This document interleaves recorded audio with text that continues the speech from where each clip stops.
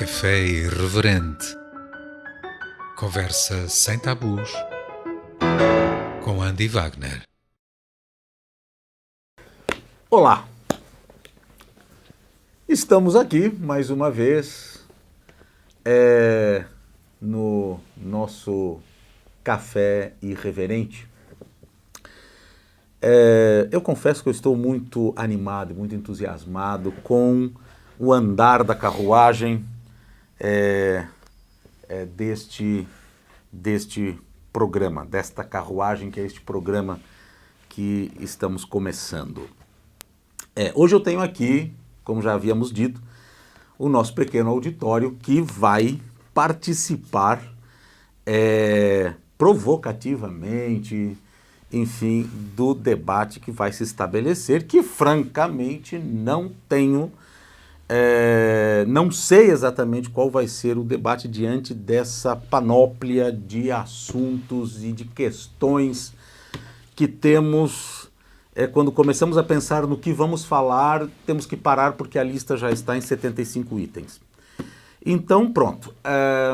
Uma coisa que eu só queria, então, deixar assim sempre um pouco mais claro, que o meu assunto de maior interesse, que aliás nunca vai faltar provavelmente perguntas e questões a respeito, é sobre a sexualidade humana no seu mais amplo espectro. Agora, com eleições no Brasil, por exemplo, com toda essa questão atual em qualquer âmbito social, as questões de sexualidade já não tem mais como não estarem na pauta. Portanto, essa é a minha preferência. Eu me arriscaria, ou melhor dizendo, eu tinha pensado em sugerir aqui alguma coisa, mas eu vou fazer diferente. Já não estou mais com o mesmo ímpeto de colocar o tema em função desse. Nós tivemos aqui um pequenino debate antes do início do programa, e diante de tudo que surgiu aqui, eu vou deixar os participantes da minha plateia decidirem sobre o que vamos conversar hoje, e claro, depois vou conduzindo a questão.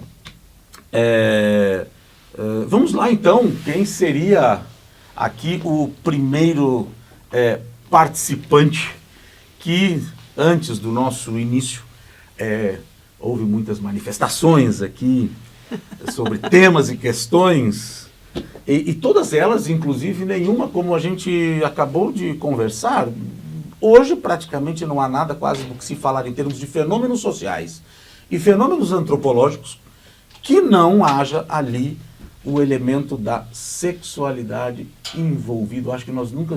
Eu tenho quase certeza, eu tenho certeza absoluta que se Freud vivesse hoje, eu fico imaginando, né? Freud com seus olhos brilhantes, vendo todas as suas teorias, e não só teorias e suas comprovações, provavelmente no seu apogeu, né? No seu apogeu fenomenológico. Andy, vou começar. Muito bem, vamos lá então. Vou começar porque pronto, já estamos aqui com essa plateia realmente que veio estar conosco hoje. Mais uma vez, eu sou Renata aqui, a produtora do Andy, neste programa. Andy, com essa questão, é impossível realmente dissociar política de sexo e sexualidade. De fato, eu acho que são assuntos que, não sendo tabu, provocam muitas reações, e o conservadorismo está sempre a pautar a forma como as pessoas devem se relacionar ou como elas se relacionam. Estive a rever, aliás, a série House of Cards, não é? Que é uma série bastante interessante, que mostra os meandros de como essas questões, mas num âmbito muito mais da ficção. Só que a realidade, às vezes, é muito mais assustadora, não é? E surpreendente que a própria ficção. e neste momento, entre ficção e fixação de algumas elites ou alguns grupos brasileiros no que toca à sexualidade, inclusive dos outros, não é? E como essas pautas se misturam com a política, temos assistido esse encrudecimento de um conservadorismo que ameaça grupos que já ganharam, por exemplo, direitos. Por que essas coisas acontecem, Andy? Como é que a gente pode tentar compreender essas vagas de conservadorismo e de normatização, ou de tentativa de normatizar o que já estava a sair da norma? Pronto. Ai, ai. Poxa, podia ter sido um pouquinho mais suavezinha para começar, né? Eu posso até reforçar um pouco, se você quiser. Eu até reforço a pergunta. Deixa eu interromper aqui. Renata. Não, eu preciso que tu te apresentes. Sim. Eu sou o Fábio Nascimento, também ligado à área de comunicação, e com esta visão de qual a Renata levanta, tu fazes uma ligação dos cenários que estão a acontecer. Estados Unidos, Brasil com o Bolsonaro, e agora o novo partido que se lançou aqui em Portugal, que é incrivelmente Chega, assim, o objetivo do Chega é não acabar... Chega, basta, né? Basta Não, Chega. Chega. O objetivo do Chega, ele foi criado para botar fim no relacionamento, no casamento homossexual. Achou fantástico isso, a pessoa cria uma cadeira, uma demanda de dinheiro, exatamente para dizer se as pessoas podem ou não casar. Então é uma pirâmide, vamos dizer assim, onde os Estados Unidos, nesse caso, nesse cenário, estreia como se fosse uma grande referência do fascismo, e passando pelo Brasil, e automaticamente Portugal parece que está com este partido já no mesmo caminho. Bem, eu tenho de fato um posicionamento mais ou menos construído a respeito desse fenômeno. E de fato, por mais incrível, ou por mais estranho, melhor dizendo, por mais estranho que pareça, a resposta não é complexa, e o fenômeno, em princípio, a sua coluna vertebral, ela não é complexa. E fica, às vezes, quando nós estamos diante de uma situação como a que nós estamos, uma situação mundial, não é? Como a que nós estamos, às vezes dar uma resposta simples para algo que aparentemente é tão complexo parece às vezes até frustrante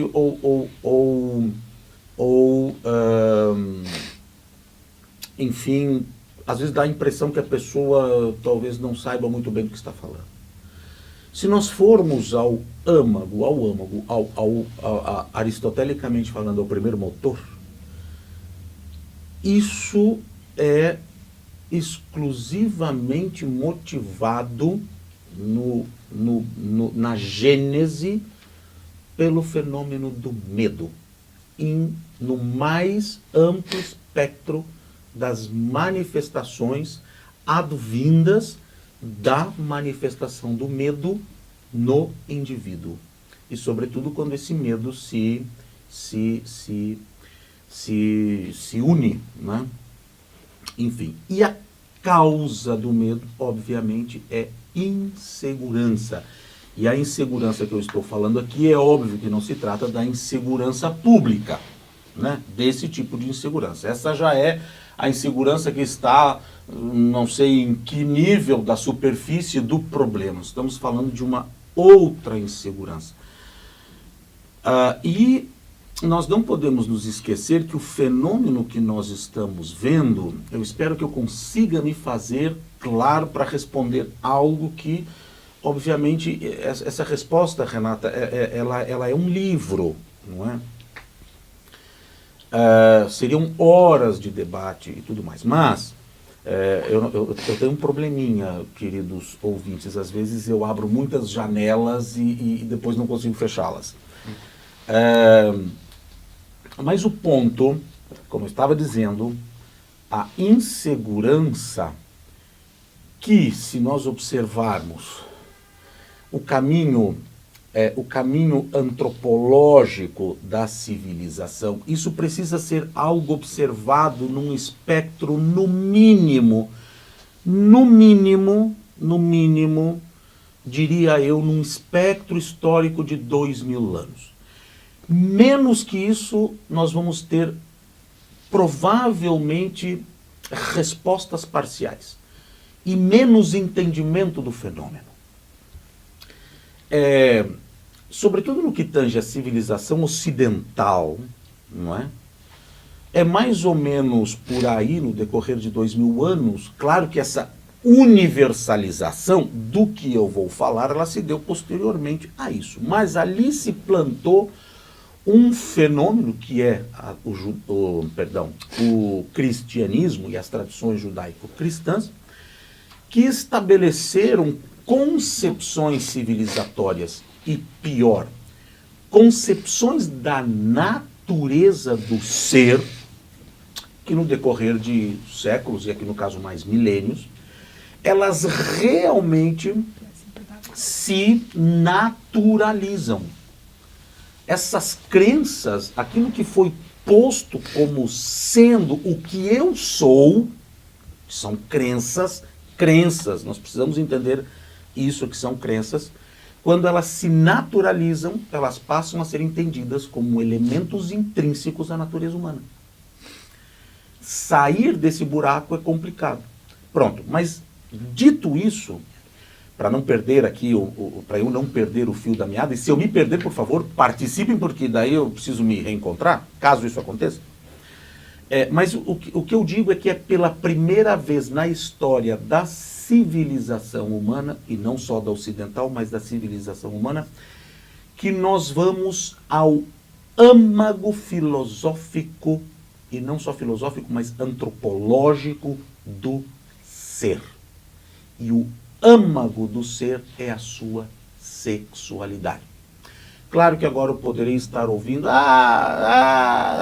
e todas essas coisas em função do que já se pensa sobre sexualidade como elemento constituinte do ser, certo? Portanto, se eu disser que esse é o âmago do ser, em amplo espectro, já provavelmente aí vai se levantar situações. E é claro que nada pode ser ou causar maior insegurança, mesmo para aquele aldeão, ou para aquele açougueiro, ou para aquele pai de família, para o professor de escola primária, para quem quer que seja, nada pode causar mais insegurança, e isso está no nosso inconsciente, por isso eu falei do Freud. Essa é uma questão que 99% certamente das pessoas não têm consciência, mas é um fenômeno de insegurança porque, numa linguagem ou noutra, esta pessoa está se sentindo insegura do que ela é, ou do que ela sempre acreditou que era, do que sempre lhe disseram, sobretudo vindo de instâncias divinas, o que ela era. E isso está acontecendo pela primeira vez na civilização, sobretudo na civilização ocidental. Mas isso depois da queima dos sutiãs, da década de 60, coisa que 70. Nunca aconteceu. Não sei se você sabe que a queima dos sutiãs é só uma metáfora, não é? Ela mas nunca depois de toda a revolução fenômeno sexual, que advinda da pílula e das evoluções também farmacêuticas e científicas, não estaria resolvido esse problema? Muito pelo contrário, o problema só estaria sendo começado. Muito pelo contrário. Eu estou um pouquinho preocupado, eu não sei se tanto a minha plateia, como depois, posteriormente, os meus ouvintes, porque o programa está sendo gravado, os meus ouvintes só vão ouvir isso, por isso que eles, inclusive, né, já estou falando com eles, sem sequer eles saberem que estão sendo invocados aqui, porque eles só vão ouvir isso e poder se manifestar posteriormente, né? Bom, por isso nós estamos ainda aqui num ambiente mais intimista. Olha, pronto, aconteceu, preciso ouvir de novo. Não, é só essa um questão, pedacinho. essa questão da revolução sexual, de todos os costumes, ou seja, com tanta tecnologia, com tanta informação, o que se perde nesse processo para haver esse retrocesso? É um retrocesso, de fato? Não, eu não diria, eu tendo ainda a ser otimista, um pouco otimista, apesar de que cada vez fica mais difícil, mas ainda tendo a ser otimista no sentido seguinte, não quer dizer que não possa acontecer algo muito feio. Mas, do meu ponto de vista e na minha análise, o que nós estamos vendo é uma brutal reação justamente a tudo isso. Justamente é isso. Imagina o que é para uma civilização, uma população, pessoas simples ou não, mas pessoas que as suas certezas estão sendo questionadas. Porque aqui vem uma série de coisas que faz com que qualquer população que não esteja pronta para isso se levante ferozmente quando lhe é posto que são obrigados a serem autônomos, porque isso é um processo de autonomia, tá certo? E quando eu estou diante, né, de algo que me balança minimamente aquelas coisas básicas, a família, sei lá, o que mais poderia ser, essas coisas verdadeiramente de um rudimentarismo enorme, basicamente é sobre o que está sustentada a civilização. Isso abala tudo, né? Isso abala tudo. Quer dizer, por que houve, só como um exemplo pequenino, por que houve a grande migração, no caso do fenômeno mais do que tudo latino-americano, do catolicismo para o evangelicismo? Porque estava tudo bem. E quando surge essa coisa que tu referiste aí, por exemplo, essas questões todas, o catolicismo não respondeu. O catolicismo não respondeu. O evangelicismo respondeu. Respondeu. Ou seja, aquele barco ali representou um barco mais seguro. Eu preciso me agarrar de alguma coisa, porque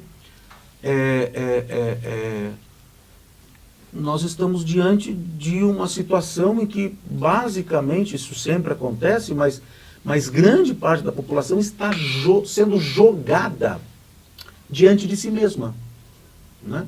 Isso não é um processo fácil de se viver. Mas pegando nessa questão da religião, não terá sido também uma reação de algum movimento àquilo que era considerado como a teoria da libertação, a teologia da libertação, que surgiu com alguma espontaneidade, mas também com uma penetração nos meios mais pobres, nas camadas mais desfavorecidas da sociedade. Não terá havido uma reação por parte da sociedade mais abastada, mais rica? Não terá surgido aí um conluio com forças do poder, aliadas do poder, para poder travar a teologia da libertação? E também com a cumplicidade da alta hierarquia católica, nomeadamente do próprio Vaticano. Tá, mas aqui agora nós fomos para uma outra seara. Como é que eu vou organizar isso agora? O que a Renata colocou é algo, eu diria, genético, está na genética, né, do problema. O que tu colocas já é uma circunscrição do problema, né? Já estamos aqui numa situação específica de como isso se manifesta. Para responder a pergunta Ah, tu não te apresentaste, eu não, o nosso participante aqui não se apresentou. Carlos Magalhães. Pronto. Então, acontece que, primeiramente, a teologia da libertação, com tudo que ela significou antropológica e sociologicamente, está há anos-luz aquém de tocar em perguntas como esta, em questões como esta, em questões que vão à sexualidade humana, por mais que algumas coisas ali aconteceram. Neste sentido, a teologia da libertação, ela foi uma visão teológico-política, mas bastante libertária, enfim, aquela coisa toda, mas a teologia da libertação no que tange a sexualidade e inclusive o seu modo mais aberto de inclusive vê-la está e continuou sempre estando há anos-luz aquém dessa questão, do âmago da questão da sexualidade, que é a sexualidade como elemento intrínseco da natureza humana. Eu vou dizer de outra forma, eu vou dizer assim, a teologia da libertação nunca, jamais chegou perto de dizer que coisa maravilhosa, queridos católicos, por exemplo, o nosso modo teológico de ver a sexualidade humana. Que coisa maravilhosa a manifestação da sexualidade num púbere, numa criança de 10 anos de idade. Que coisa maravilhosa quando isso começa a se manifestar.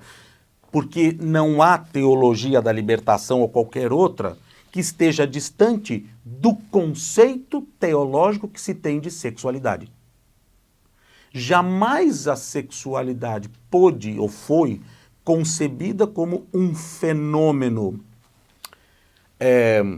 usar uma palavra, maravilhoso, porque a tal ponto nunca foi assim que quando a criança começa a manifestar a sua natureza, a sua sexualidade, ela está perdendo a inocência.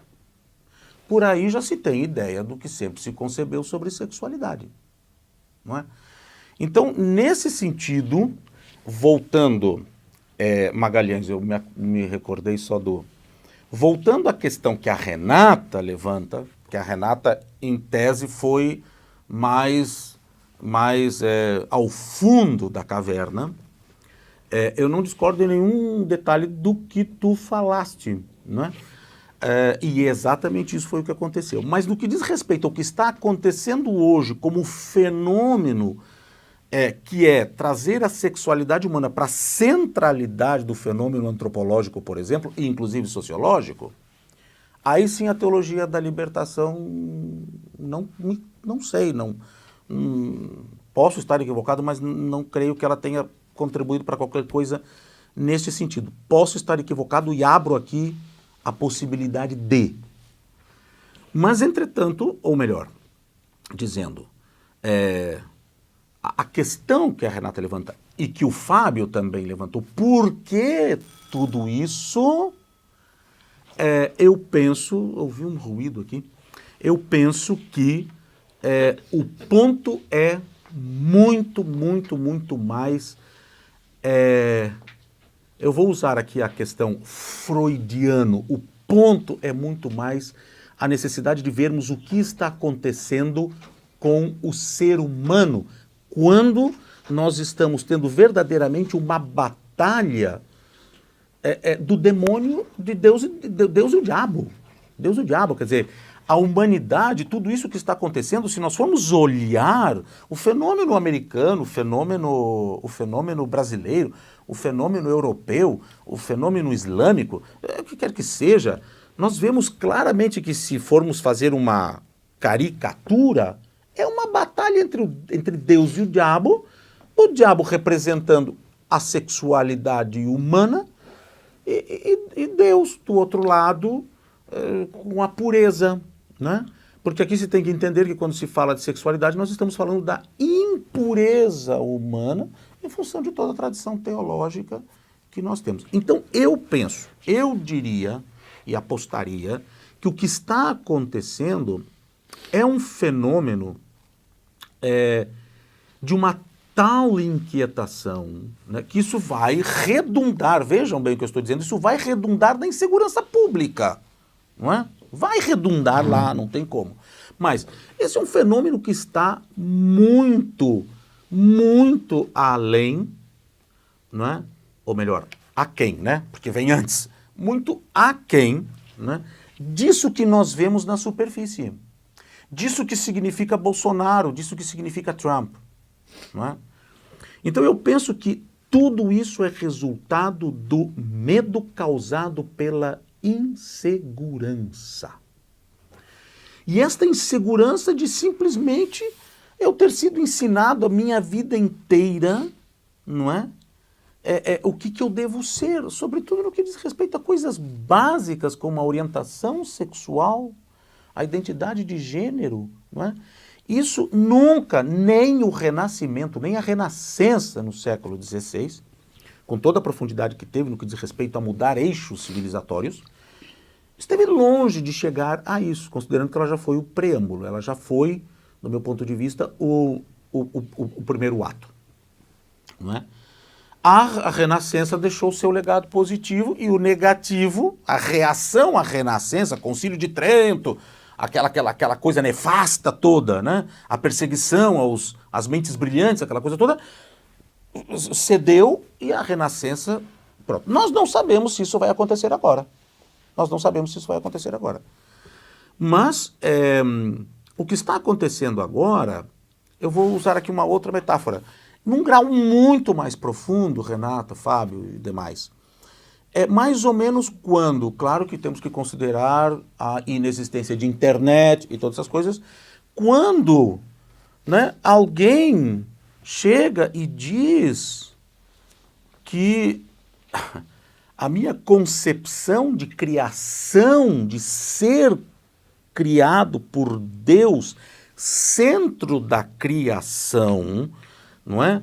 Onde inclusive se concebia a criação como sendo geocêntrica, alguém chegar e dizer que não, nós somos um grão de areia, nós não somos o centro da civilização, o centro da criação, aquilo tudo que parecia que se movia, vamos tomar o caso o Sol, não, disse o contrário, aquilo tudo que, sim, está certo, aquilo tudo que parecia que se movia é o que está fixo. E o que parecia que está fixo, onde meus pés estão sólidos sobre aquilo que Deus pôs sobre os meus pés, move-se.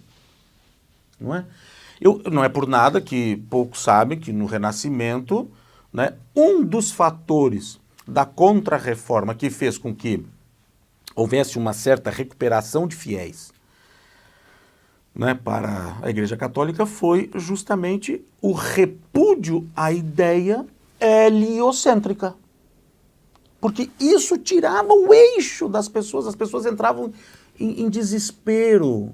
Não é? Essas partes da história elas nunca são muito contadas, mesmo nos livros, isso tem que ser um pouquinho mais às escondidas. Eu tenho uma pergunta. Desculpa te interromper. Não sei se eu me fiz claro. Sim. Até sim. a questão disso acho que até contribui o raciocínio. E consideras que esse comportamento atual hoje seja algo cíclico ou muito semelhante do que no passado se provou que a Terra era redonda e não plana e que o Sol era o centro do universo? Não, centro do universo não, o centro do sistema solar. O centro do sistema solar. Há exemplos eu já explico isso. Como eu lembro muito bem de uma música da Maria Rita, né, onde ela usa no texto dizendo tem guerra gritando por paz. Então, assim, eu tenho, por exemplo, pessoas que são LGBTs, que estão lutando a favor da ditadura, ou até mesmo católicos que são totalmente voltados à vida, a favor do armamento da população. Então são pensamentos que chocam. De repente a pessoa está vivendo essa realidade. Vamos dizer assim, que na era da internet estamos todos com todas as informações e respostas que sempre fomos atrás. E agora, diante disso tudo, eu tenho todas as respostas para tudo, eu não sei o que fazer. Porque há pessoas que, por exemplo, há negro racista com o próprio negro, há latino que é racista com o próprio latino e vice-versa. Há no Brasil se usa o termo do cachorro, como que é? O cachorro vira-lata, síndrome do cachorro vira-lata. Síndrome de vira-lata. Que ao viajar e tal, e Complexo olha para do trás, cachorro vira-lata. complexo do cachorro vira-lata. Então, assim, de repente, a minha pergunta é, tu vês que é um movimento cíclico da humanidade, a partir do momento que ela tem, entre aspas, quase todas as respostas à mão, ao alcance de um clique, ou seja, por isso, e não sabe mais o que fazer com aquilo, que criou uma confusão na cabeça das pessoas, ou isso faz parte da evolução? Acredito sim que isso tem que acontecer, o caos tem que acontecer para que as pessoas coloquem as ideias em cima da mesa e falem assim, eu sou desta maneira, sou desta maneira, sou desta maneira. Hoje em dia, eu volto a dizer, há negros racistas apontando para negros dizendo que eles são negros. Pronto, vamos, se eu me esquecer o nosso programa está muito brasileiro, só teve a participação de um cidadão português no nosso auditório, e o nosso auditório está dividido, parece que 50% e 50%. Pronto. Nossa, vocês estão me fritando os miolos. Eu te coloquei em dúvida. Não. Isso de fato, não quero ser pernóstico. Comportamento humano cíclico. É que são coisas. Eu quero que vocês me lembrem de falar da questão do racismo dos negros para... Sim. Isso. É um ponto. Mas esse ponto que não fique esquecido, eu vou ir para... Qual é o ponto, então? É uma história, uma comparação de... Bem, aqui existem teorias. Eu gosto de adotar uma teoria quanto a essa questão. A teoria da evolução em espiral. Né? Eu gosto dela. Até porque bem, não vamos entrar aqui na questão do que gerou a teoria da evolução em espiral e tudo isso, mas ela me parece interessante e tem alguns fundamentos que são interessantes. Agora, independentemente de ser repetitivo ou não, ser um ciclo que se repete ou não, eu sinceramente não saberia dizer se sim verdadeiramente é um ciclo que se repete ou não. Agora, que ele já se repetiu algumas vezes, isso não há dúvida. Agora, se é um ciclo do menos infinito ao mais infinito de repetições, isso eu não posso garantir, não sei. Isso realmente eu não sei. A teoria da evolução em espiral tem o seu ponto de vista quanto a isso. Agora, que sim, é repetitivo, é. E são ciclos menores dentro de ciclos maiores e ciclos maiores, etc. Um dos ciclos que é o primeiro que se está vendo é que o fenômeno, pela primeira vez, desde que pelo menos se saiba, é planetário. Ele nunca foi. Esses ciclos de pronto, esses ciclos, não precisa ficar citando que tipo de ciclos antropológicos e etc., eles sempre foram... pronto, tem todo o ciclo do Império Romano, tem não sei o quê, tem Egito, tem a Ásia, ou seja, esses ciclos sempre foram repetidos, parecidos, mas circunstanciais, ou seja, circunscritos a uma, melhor, não circunstanciais, mas circunscritos a uma situação. Pela primeira vez nós estamos vendo isso acontecer em âmbito civilizatório global. Isso possivelmente pela questão da internet, da fácil comunicação e a rápida comunicação pelo tecnologia. A tecnologia que fez com que tudo se integrasse muito rapidamente. Se não fosse isso, as coisas aconteceriam fragmentadamente. Pronto. Então, quanto a essa primeira pergunta, eu não saberia dizer se isso é um processo repetitivo, porque se trata de um fenômeno comprovadamente, ou melhor, comprovado de que sim é, mas obviamente que nós estamos num segmento que se pode observar que isso se repete. Acontece repetições. Não sei bem também se essas repetições são elas obedecem a um padrão, ou elas são mais aleatórias também, não saberia dizer. Nunca estudei isso profundamente. Agora, quanto à questão, indo também a que tu colocaste, e também a questão da Renata, aqui tem o seguinte, por exemplo, eu penso que tu falaste da pessoa negra que é racista dos exemplos, em relação ao branco, tu queres dizer, não é? Não. Muitas vezes é racista em relação ao próprio negro. Assim como algumas pessoas da comunidade LGBT também, por exemplo, são Tem completamente uma- LGBTofóbicas, ou seja, que mecanismos, o que quebra na cabeça dessas pessoas, não é? Exatamente, Para romperem, para gerar. sabendo quem elas são, romperem com o que elas são, ou negarem, ou serem incapazes de se olharem no espelho. Essencialmente, eu acho que é isso, é uma incapacidade de autorreconhecimento, não é? Mais do que de autogestão, é Sim, de sim. autorreconhecimento e de negação mesmo da própria existência e da existência dos seus pares, não é?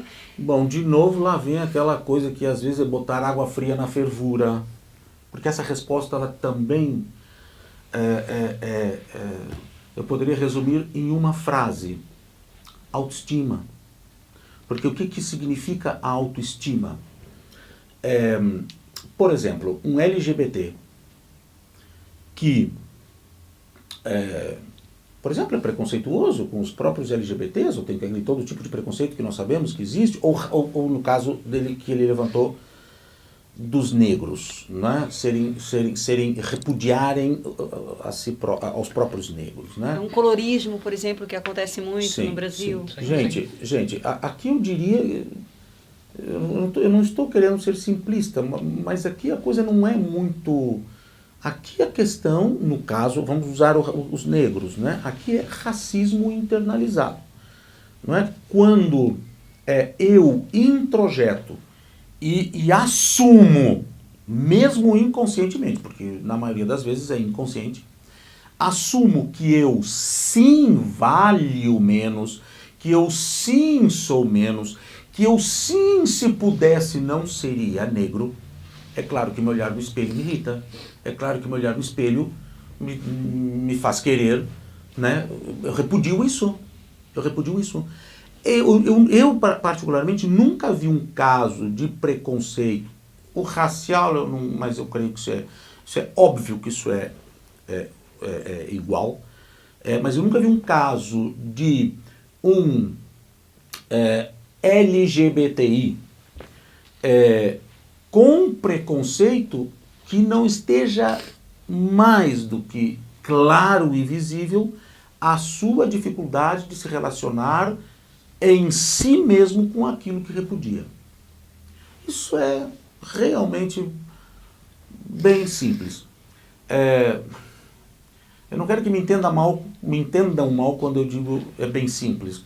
Parece que eu estou... Às vezes as palavras... Hoje se vive num mundo que realmente todas as palavras, né, podem ser interpretadas de uma forma equivocada. Então, a resposta que eu daria é essa. Aí nós temos a lesbofobia, vou começar pela sigla, a lesbofobia internalizada, no caso o G é a homossexualidade masculina, né, a homossexualidade como tal internalizada, a homofobia, melhor dizendo, internalizada, a bifobia internalizada, transfobia internalizada, intersexofobia, essa é a palavra, internalizada, racismo internalizado, misoginia internalizada e por aí vai. Porque normalmente, eu não sei nem se eu poderia, eu vou usar normalmente, via de regra, né, pode não ser inexoravelmente, apenas normalmente, via de regra, isso só representa, né, a dificuldade da pessoa de lidar com aquilo que ela não gosta em si, falando assim bem simplesmente, e às vezes já me perguntaram, mas como uma pessoa que tem preconceito com deficientes físicos e não é deficiente físico, o que ela tem com isso? Mas é óbvio que isso pode estar travestido, né? O deficiente físico tem que se entender numa observação, o que uma pessoa com uma deficiência, eu estou usando esse termo propositadamente, que não é o mais adequado, porque se eu usar um termo de deficiente físico, hoje não se usa muito isso, porque muitas dessas coisas entendidas como deficiências não são. Mas, diversidade neurológica, por exemplo, coisa do gênero, ali, claro que aquilo deverá expressar alguma coisa com a qual ela tem dificuldade de lidar e que talvez aquele quadro lhe remete a coisas que lhe são muito dolorosas em si e que há uma necessidade de apertar a tecla SAP para se traduzir essa questão. Pronto, eu penso que é isso, e isso está sempre vinculado ao conceito que eu tenho de mim, e este conceito que eu tenho de mim não é um conceito autônomo, é um conceito heterônomo, é um conceito ensinado e não descoberto. Não é? Então, quando eu começo a perceber que tem coisas que ressonam e eu começo a entrar em ressonância, isso me apavora. Né? Inclusive no que diz respeito às próprias questões da sexualidade. Eu estava lendo hoje uma reportagem muito boa, muito interessante, né, sobre o fenômeno, no caso Bolsonaro. 79% das pessoas evangélicas no Brasil votam no Bolsonaro e isso foi uma coisa feita por um antropólogo, que eu tenho aqui a reportagem, não consegui gravar os nomes porque foi agora à tarde que eu li. Muito interessante, muito bem escrita, foi publicada pela BBC. Ele fez a análise, um conjunto, mas ele, como autor do artigo, da crônica, fez uma análise e eles fizeram um inquérito, uma enquete, aquelas pesquisas, né, e foram ver o que faz com que evangélicos cristãos, por exemplo, votem no Bolsonaro. Por exemplo, 2 foram, assim, 90% das causas. Né? Eu vou dar um dos... Eu não quero que minha criança de 9 anos aprenda sobre sexo na escola. Vocês se lembram do que eu falei? Pronto. Mas vocês se lembram o que eu falei no começo do programa sobre conceito de sexualidade? Pronto. Tá pronto. O outro, a família. O Bolsonaro representa, claro, com muitas variantes, né? Representa a defesa da família tradicional. Obviamente, família tradicional, entenda-se, concepção judaico-cristã de família. Né? E esses são os dois, as duas vigas mestras da decisão. Né? E o que está por trás disso? Sexo e tabu. Não, e antes disso, Um bom marqueteiro. Medo e insegurança. Muito medo. De afirmação. Mas claro. Imagina numa sociedade... numa sociedade de tradição judaico-cristã, o que significa supor que a masculinidade não é um elemento intrínseco e lapidar e alicerçal do significado do ser. E porquê? Não é? Porque o homem tem uma necessidade imperiosa de ir afirmando a sua masculinidade à medida que vai crescendo. Mas claro. O adolescente tem que ir manifestando a sua masculinidade. Sim. Perante os seus pares. Claro, e isso é uma questão... Enquanto que as raparigas não têm necessidade de ir afirmando constantemente a sua feminilidade perante as suas amigas. Claro, aqui tem 2 aspectos. O aspecto de que não se pode excluir as mulheres do fenômeno do estereótipo de gênero, ou o machismo dentro do fenômeno estereótipos de gênero. O machismo ali dentro, as mulheres não são menos machistas que os homens. Elas assumem o seu, né? Reproduzem a aquilo socialização. Que cabe à mulher ser, né? Nesse sentido, ela, muito pelo contrário, não seria bom que ela tivesse que, da mesma forma, mostrar sua feminilidade, no que diz respeito à sua força, mas sim a sua feminilidade no que diz respeito à sua fragilidade, né? Em função dessa dicotomia. Porque se fosse Aqui me ocorre, eu vou anotar aqui para não esquecer, me ocorre a questão, eu não quero ir muito longe, não quero fugir muito, né? A ideia, primeiro, a mulher não lhe cabe afirmar sua feminilidade como força, mas sim como fragilidade, né? Porque se fosse como força, nós teríamos aí um embate que não interessaria a ninguém. E pronto, diante disso eu vou então ilustrar aqui uma questão muito interessante, já que nós falamos há pouco do renascimento, da renascença. Ora, o que acontece? O Fábio está aqui... Eu quero entrar numa observação e saber da tua análise.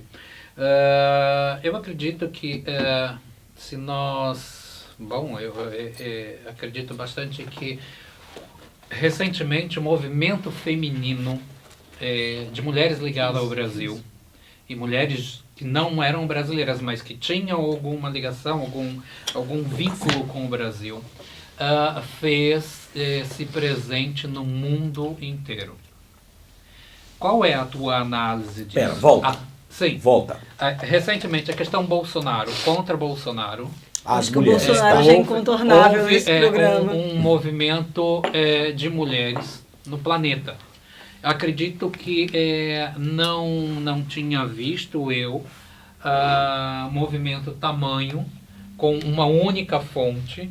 Eu falo, o Bolsonaro hoje em dia está mais falado que... Uma pauta tão única. Foi diferente, por exemplo, da marcha feminista do 8 de março, porque tinham múltiplas pautas, não é? E essa foi mesmo em torno de um único anticristo. E eu digo, isso foi no planeta. Se a gente pegar, houve movimento do Japão à Austrália, da Nova Zelândia ao Canadá, da América do Sul por inteiro, como na Oceania, vamos dizer assim. Foram pelos 4 cantos. Eu quero saber a tua análise a respeito desse levante feminino que aconteceu a respeito do coiso.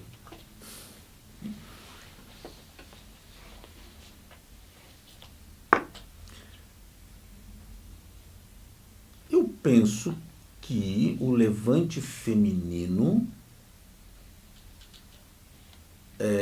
porque aqui nós temos uma questão de interseccionalidade aqui nesse levante, porque ele não foi um levante só feminino. Sim, mas foi impulsionado por... Não, sim, mas ele foi um levante que juntou mulheres brancas e negras, mulheres de todas as raças, mulheres héteros e lésbicas e gays. Ali tem uma série de intersecções, né? É um pouco mais complexo. Agora, de novo, acho que eu vou botar água fria na fervura, porque esse é um fenômeno óbvio, né? Como é um fenômeno óbvio, todos os outros segmentos sociais que se manifestaram igualmente, só que nós não podemos esquecer que todos eles são imensamente menores do que metade da população do mundo, que são de mulheres. 52% da população são mulheres. Então, quando proporcionalmente se junta essa parte, em relação, até porque ali existe a interseccionalidade, porque estavam todas as mulheres negras, pronto. Mas vai ser o maior de todos. Não tem dúvida. Se juntassem todos os gays do mundo, não ia, porque o número... não é nem tão pequeno assim, mas aqueles que fariam isso, né, seria um número muito menor, por mais que pudesse ser no mundo inteiro. Então eu penso que aqui o fenômeno também tem um fator quantitativo que favoreceu, né? As mulheres são a metade da população do mundo, considerando que, claro, só as mulheres, né, dentro de ser a metade da população do mundo, com um grau de senso crítico e capacidade de análise, não é? Viu-se que, em relação ao conservadorismo e ao progressismo, claro que se mobilizou uma força muito grande, muito significativa, né? Mas creio eu que é basicamente isso, é o fato de que, como ele vai, no caso ele, né, aquele que não se pode pronunciar o nome, vai ao âmago do aspecto feminino, do misógino, né, e tal, pronto, houve essa manifestação das mulheres nessa proporção enorme em relação ao fenômeno Bolsonaro. Neste aspecto. Aqui tem. Olha, sim. Neste aspecto, por exemplo, de contra-movimento, ou seja, de contra-reação, né, de reação reacionária mesmo desses setores mais do patriarcado e do conservadorismo, é possível, então, esperar agora um grande embate, porque as mulheres se comportaram desta forma, de forma masculina, né? Ou seja, com um elemento, uma energia, no sentido não do masculino, imagina o yin yang, ou seja, deixamos de ser aquela energia frágil e passamos a ser energia com voz, as mulheres no mundo inteiro. Então, vai haver uma reação, Eu percebo onde é que quer chegar, ou seja, eu vejo, neste caso, o Bolsonaro e todos os seus esbirros, não é?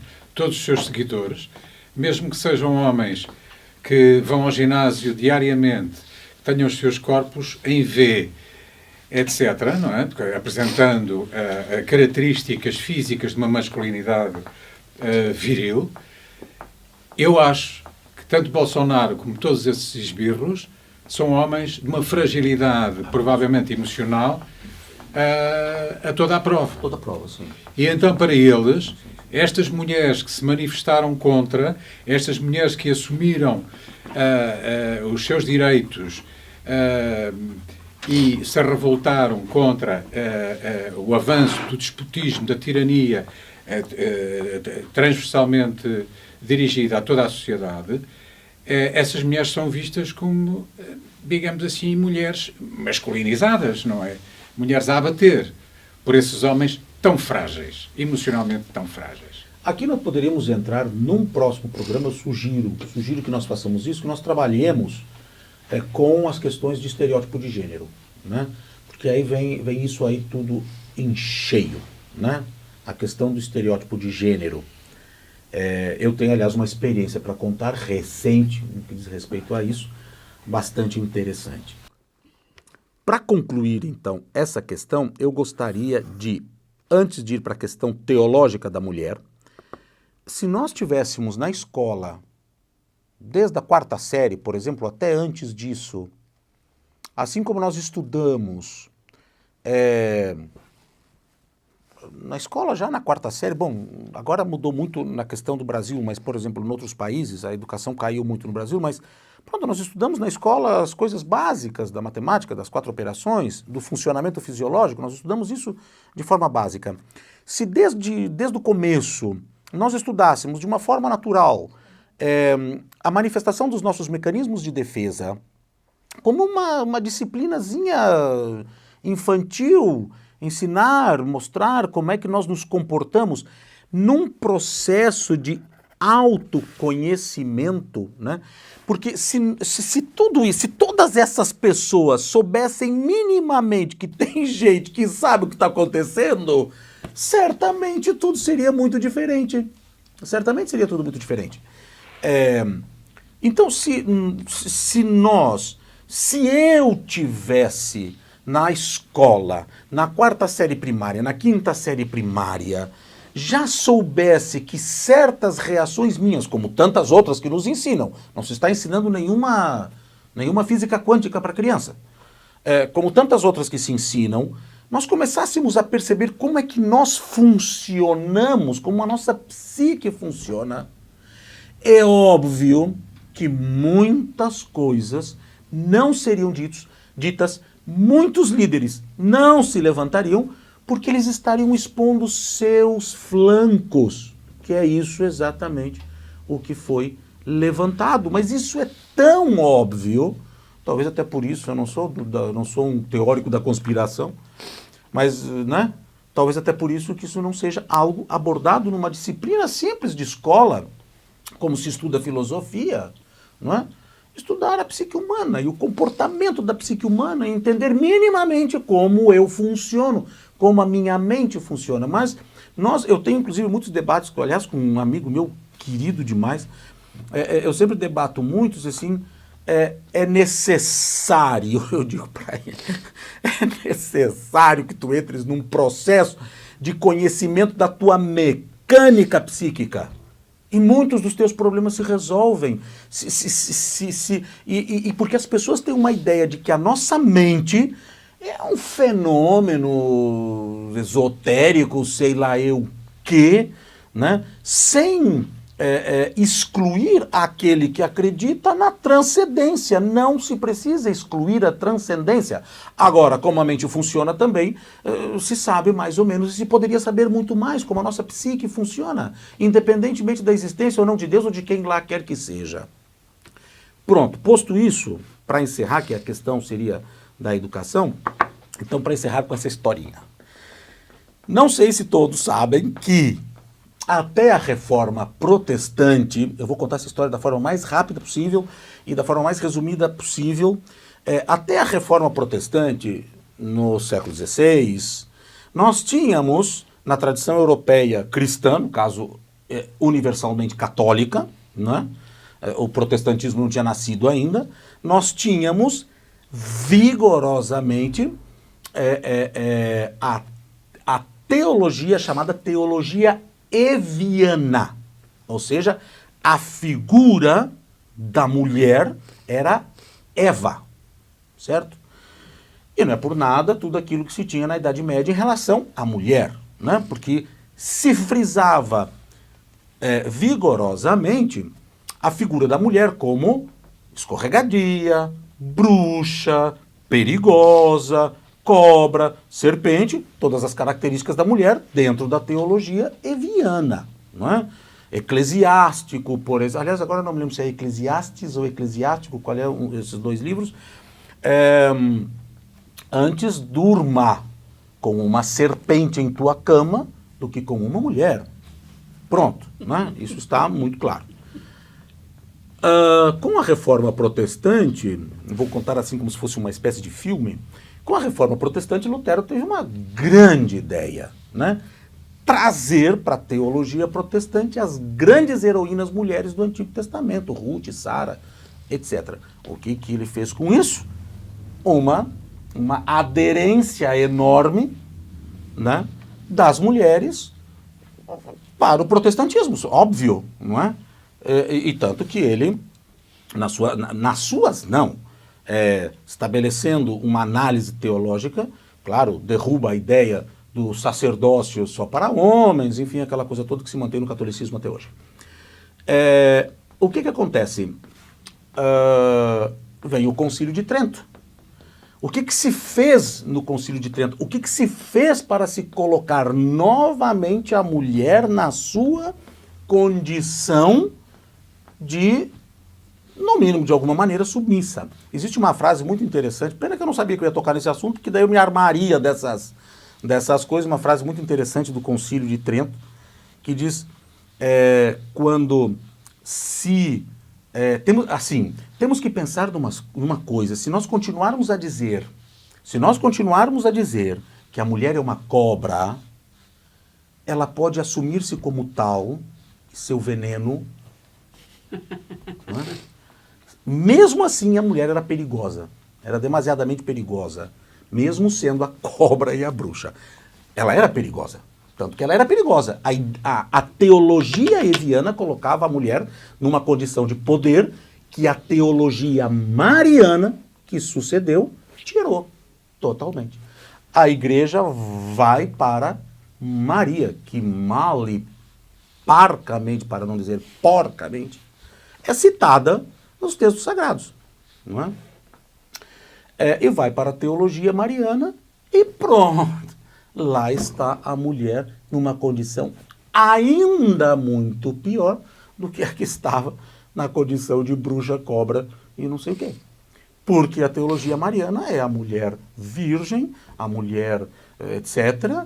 e tudo mais, pronto. E aí nós tivemos e aí nem o protestantismo, né? Realmente isso foi um um jogo de... uma coisa espetacular. É a ideia da teologia mariana.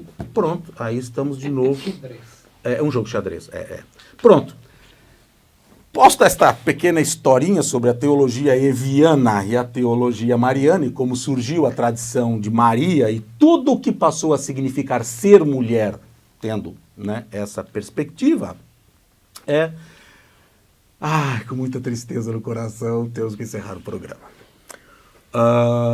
Espero o seguinte, contar com esta plateia no próximo programa, primeiramente, e que, claro, quando os ouvintes, não da plateia, mas os ouvintes da rádio, ouvirem este programa, que este é o segundo, certo?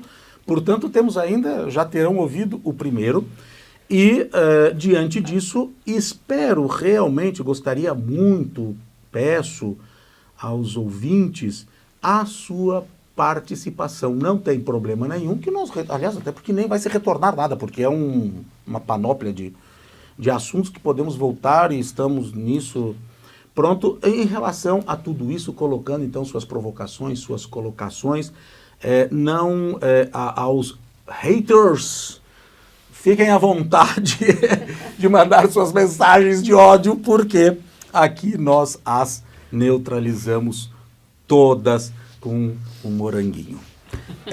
Muito bem, muito obrigado, muito obrigado, encantado com a participação da plateia, do auditório. Até a semana que vem. Muito obrigado.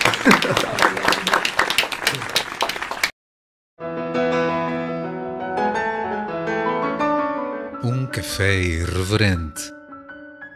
Conversa sem tabus com Andy Wagner.